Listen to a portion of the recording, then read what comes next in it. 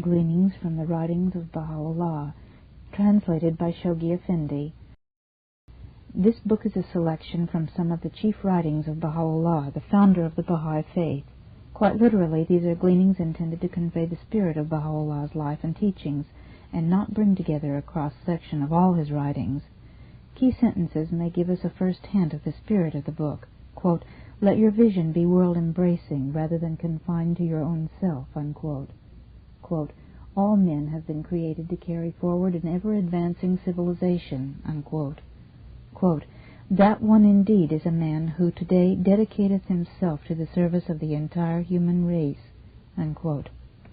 1. The religion with the universal aims suggested by these sentences had its origin in Persia in the last century. Baha'u'lláh was born in 1817 and died in 1892.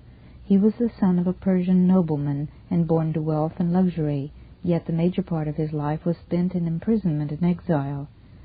He knew intimately torture and the dungeon, scorn and hunger, poverty and betrayal.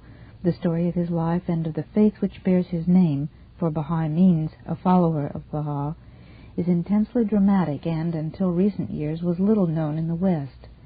About the first half of the 19th century, many Christians were stirred by the hope of the return of Christ. This expectancy, latent in the teachings of the New Testament, found its most vivid expression in the Millerites, but it by no means was limited to humble Christians, nor was it limited to America. Europe, too, was stirred by this phenomenon.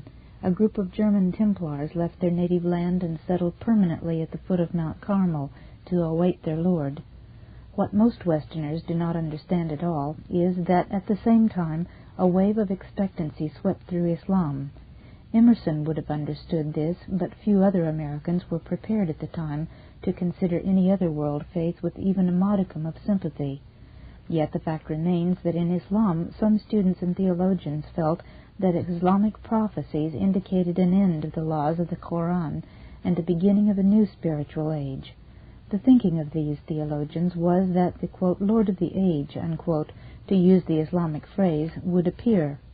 In 1844, a young merchant of Shiraz named Sayyid Ali Muhammad suddenly began to teach a new faith in Persia. He assumed the title of the Bab, which literally means the gate. The force of the Bab's character and utterance was like a bombshell in that backward, priest-ridden land.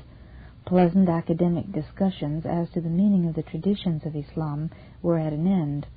A flame of interest in the Bab and devoted acceptance of him swept the country. The astonished priests reacted with orthodox fury. They arrested and imprisoned the Bab and instigated systematic massacres of his followers. The Bab taught that a new spiritual era was at hand. He criticized vehemently the hypocrisy and intellectual dishonesty of the Muslim clergy. He urged the highest standard of character, and he promised that within 19 years, quote, him whom God would make manifest, unquote, would begin to teach and bring to men the basic laws and principles for a new age. The degenerate clergy, long corrupted by their powerful position in the church-state of Persia, feared and hated the movement initiated by the Bab. It was as if a strong, clean wind had suddenly swept through the dank atmosphere of a room long closed. The massacres of the Babis find their parallel in the bloody holidays of ancient Rome. Hypocrisy and tyranny tried to destroy faith by the sword. The Bab was soon arrested and imprisoned in a remote mountain village. On July 9, 1850, hatred found its climax when the Bab was publicly martyred in the barracks square of the city of Tabriz. An attempt was made to completely exterminate the new faith in Persia. Bloody scenes multiplied throughout the country, and the surviving faithful went underground. 2. The consternation of the priesthood during these years had been deepened by the fact that many of their own outstanding members had accepted the teachings of the Bab. Also outstanding men in other walks of life had accepted him. Among these was Mirza Hassan Ali, a young man of eminent and wealthy family. Ignoring the jibes of family and class, Mirza Hassan Ali, who is known to history as Baha'u'lláh, or the glory of God, publicly championed the Bab.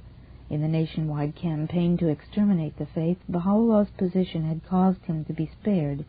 But in 1852, when two crazed young Babis made an attempt to kill the Shah, Baha'u'lláh was imprisoned for 4 months in the Siyah Chal, a dreadful underground prison in Tehran. Baha'u'llah's innocence was clearly proven in the courts, but this incident is of great historic significance because during the imprisonment Baha'u'llah became aware that he was the promised one foretold by the Bab. Immediately after being released from prison, he was exiled to Baghdad by the Persian government in an effort to remove from the country the last effective leader of the detested new faith. Baha'u'llah was in exile in Iraq for about 10 years. During this time he transformed the outlook and character of the followers of the Bab. His own fame spread to such an extent that scholars and men of renown visited him in increasing numbers. To this first exile period belongs 2 of Baha'u'llah's most famous books. One is a very small book of penetrating meditations entitled Hidden Words. In epigrammatic sentences, each prefaced by a salutation, Baha'u'llah restated the essential spiritual truths which have been taught by the founders of all the world religions. No complicated theology mars the directness of the passages. It is the voice of God speaking directly to the heart of man. Quote, O Son of Spirit, the best beloved of all things in my sight is justice. Turn not away therefrom if thou desirest me, and neglect it not that I may confide in thee. By its aid thou shalt see with thine own eyes, and not through the eyes of others, and shalt know of thine own knowledge, and not through the knowledge of thy neighbor. Ponder this in thy heart, how it behoveth thee to be. Verily justice is my gift to thee, and the sign of my loving kindness. Set it then before thine eyes. Unquote. The other outstanding work of this period was the Kitab-i-Khan, the English subtitle of which is the Book of Certitude. This book is one of the major keys to understanding the teachings of Baha'u'llah. The great theme is this: in every age God reveals His will and purpose for human destiny through a chosen individual or manifestation. Religion thus progressively evolves. The spiritual aspects of man's relation to God are not changed from age to age, but restated and clarified. The social part of religion undergoes changes in every age because the conditions of life change. Thus Moses made certain laws which Jesus later changed or ignored, to the horror of the priests and the orthodox. The evolutionary principle in world religion is Baha'u'llah's first challenging contribution to the spiritual unity of mankind. A generous selection from the Iqan concerning the City of Certitude is found on pages 264 to 270. Other selections from the Iqan in this volume are on pages 17 to 27, 46 to 49, 50 to 56, 177, and 179. The Muslim priests in the Turkish and Persian governments as Islamic Church states could not tolerate the rebirth of the new faith under Baha'u'llah. So it was decreed that Baha'u'llah be exiled from Baghdad to Constantinople on the theory that distance would dissipate his influence, a theory repeatedly tried and repeatedly bringing opposite results. In 1863 the exile was ordered, and in the few days while a caravan was being prepared for the long journey, Baha'u'llah announced to his followers that he was the one whose coming the Bab had foretold. After being 4 months in Constantinople, Baha'u'llah was banished to Adrianople. He here publicly proclaimed his message, addressing collectively the temporal and spiritual rulers of the earth. He wrote some of the first of a series of letters known collectively as the Tablets to the Kings. He addressed the Sultan of Turkey, the Shah of Persia, and Napoleon III, Emperor of the French. Among the themes in these letters was a call to the rulers, quote, to be just and vigilant, to compose their differences and to reduce their armaments, unquote. Later he addressed such letters to Queen Victoria, Alexander II of Russia, Pope Pius IX, William I, the Emperor of Germany, and Francis Joseph, the Emperor of Austria. In his Book of Laws, the Kitab-i-Aqdas, Baha'u'llah addressed a passage to, quote, the rulers of America and the presidents of the republics therein, unquote, asking them to, quote, adorn the temple of dominion with the ornament of justice, unquote, and bidding them, quote, bind with the hands of justice the broken, unquote. A few selections from this series of tablets are in this volume on pages 122 to 125, 210 to 212, 219 to 232, 232 to 240, and 246 to 249. Parens. For the full scope of these letters, see Baha'i World Faith, Chapter 1, and The Promised Day Has Come by Shoghi Effendi, end of parens. A fourth and final exile was ordered, this time 1868, sending Baha'u'lláh to the prison city of Akka on the Bay of Haifa in the Holy Land. Baha'u'lláh was in exile in Akka and the surrounding countryside until the end of his life in 1892. Here he revealed the major portion of his teachings, and, despite restrictions, his influence increased. Two of his major books in this period were the Kitab-i-Aqdas, in which he stated the laws and ordinances of a new dispensation, and the Epistle to the Son of the Wolf, a summary and defense of his teachings addressed to the son of a fanatic Muslim clergyman, whom the Baha'is called the Wolf. 3. In the teachings of Baha'u'lláh we find that he, quote, abolishes the institution of priesthood, prohibits slavery, asceticism, mendicancy, monasticism, penance, the use of pulpits and the kissing of hands, prescribes monogamy, condemns cruelty to animals, idleness and sloth, backbiting and calumny, censures divorce, interdicts gambling, the use of opium, wine, and other intoxicating drinks, stresses the importance of marriage and lays down its essential conditions, imposes the obligation of engaging in some trade or profession, exalting such occupation to the rank of worship, emphasizes the necessity of providing the means for the education of children, unquote. The chief principle of Baha'u'llah's teachings is, quote, the oneness and wholeness of the human race, unquote. This is a pivotal point of all that he taught. The purpose of the Baha'i Faith is to unite the entire world in one common faith and one common social order. We may perhaps state that Baha'u'llah's second challenging contribution to the unity of the human race is a set of principles and a social structure designed to produce justice. He called justice, quote, the best beloved of all things, unquote, in the sight of God. He urged moderation and warned against fanaticism and excesses of all kinds. The acquiring of education is essential to everyone. True religion and science are in agreement. Consultation is the key method for the settling of disputes and for developing plans and policies for the common good. To achieve the unity of the human race was Baha'u'llah's compelling life purpose. The aim of religion is to produce the strong, intangible bonds of unity. Baha'u'lláh clarifies the historic development of religion as the evolution of one faith, serving different needs in each age. Abraham, Moses, Buddha, Zoroaster, Krishna, Jesus, Muhammad, the Bab, and Baha'u'lláh have been successive manifestations, through whom God has progressively revealed the purpose of religion. Because of ignorance, the followers of these manifestations may quarrel, but the open-minded individual can see the pattern of agreement and evolution in what these supreme educators taught. Stripped of the many layers of theology and custom, the different faiths of the world assume an integrated relationship, each leading to the other in historic development as links in a chain, and none of the great founders of the world's religions has ever taught that he was the only or the last revealer of divine teachings. Instead, each of them has praised the prophet who lived and taught before him, and also has pointed to the future when another such educator, or, quote, spirit of truth, unquote, as Jesus taught, would live. Baha'u'lláh claimed to speak with the same divine authority as Moses, Jesus, and Muhammad. He taught that the time was now ripe for the coming of age of the human race and the beginning of its conscious unity.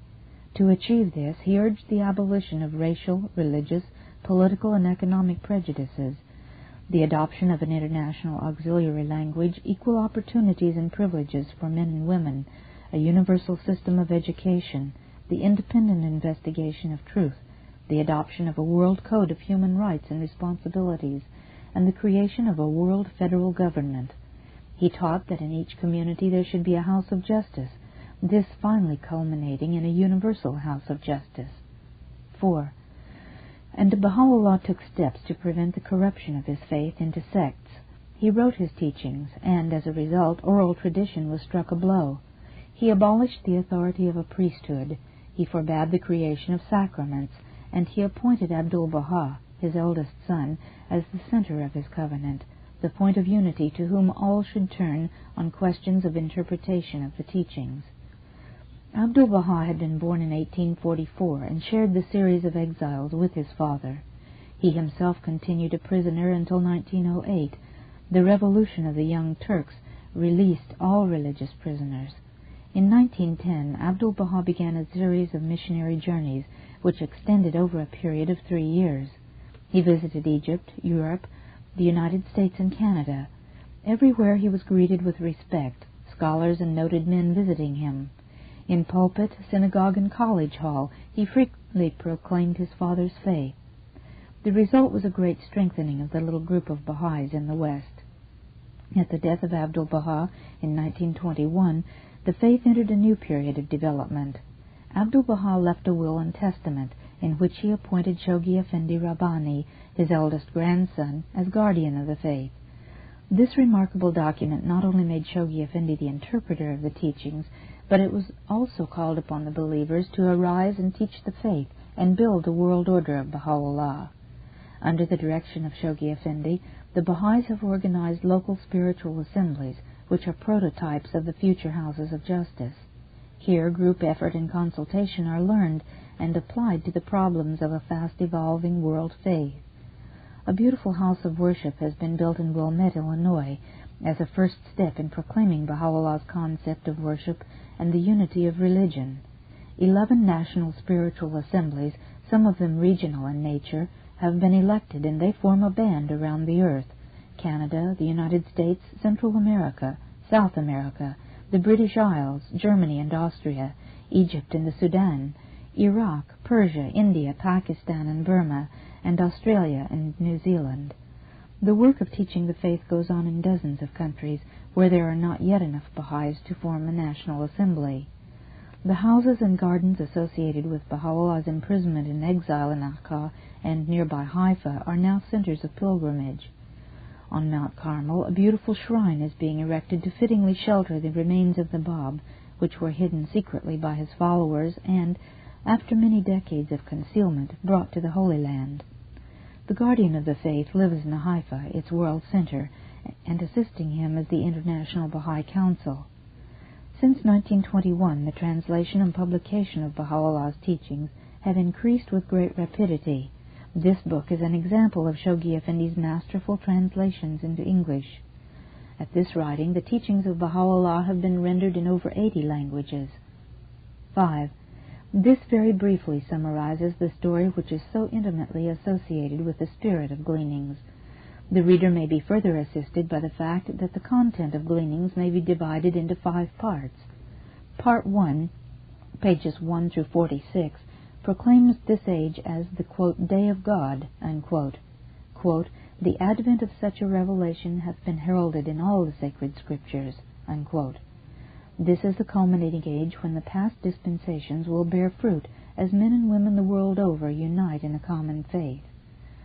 Part 2, pages 46 through 136, concerns the manifestation of God and the significance of the manifestation in representing the attributes of God.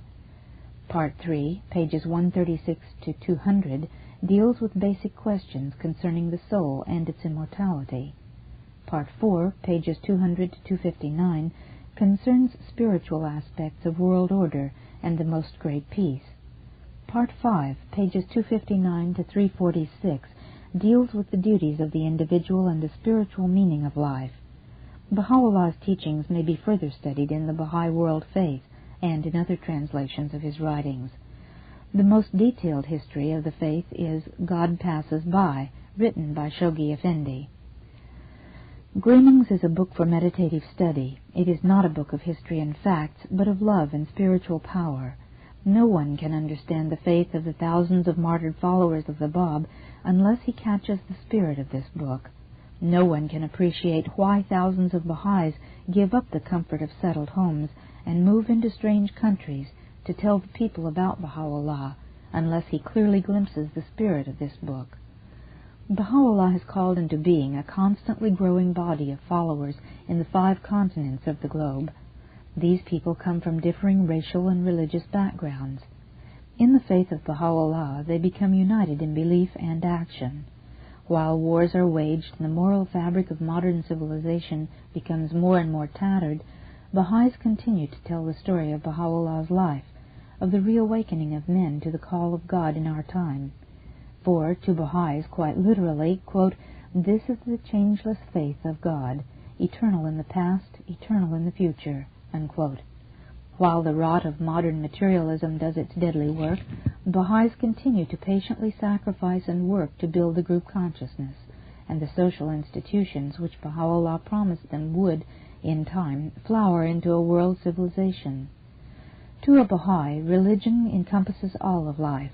It is civilization itself. Quote, "All men have been created to carry forward an ever-advancing civilization," unquote. Quote, "The earth is but one country, and mankind its citizens," unquote. Written by W. Kenneth Christian, 1952.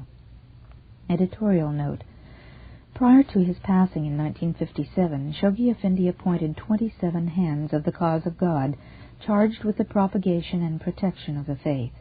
Through their efforts, the election of the first Universal House of Justice was called in April 1963. At that time, this supreme administrative institution of the Baha'i Faith was elected by the 56 existing national administrative bodies, national spiritual assemblies, in accordance with provisions in the Writings of Bahá'u'lláh. End of introduction.